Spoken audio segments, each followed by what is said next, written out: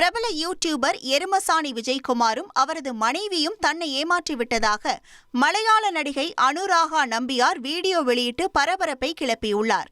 Erumasaani YouTube channel மூலம் பிரபலமடைந்த Vijayakumar அருள்நிதியின் D black படத்தை இயக்கியுள்ளார்.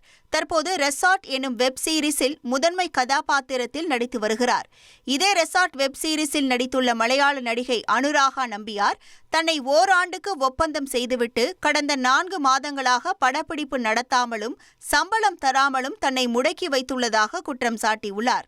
உடல்நலக்குறைவால் தான் மருத்துவமனையில் இருந்தபோது விஜயகுமாரின் மனைவி தன்னை தரக்குறைவான வார்த்தைகளால் திட்டியதாகவும் வேண்டுமானால் அவளை திருமணம் செய்து கொள் என விஜயகுமாரிடம் அவர் கூறியதாகவும் அனுராகா பகிரங்கமாக தெரிவித்துள்ளார். நான் இப்போதான் ஹாஸ்பிட்டல் இருந்து டிஸ்சார்ஜ் ஆனேன். வர வழியில் என்னோட ஃப்ரெண்டு ரெக்கார்டிங்ஸ் என்னை he shown me the recordings.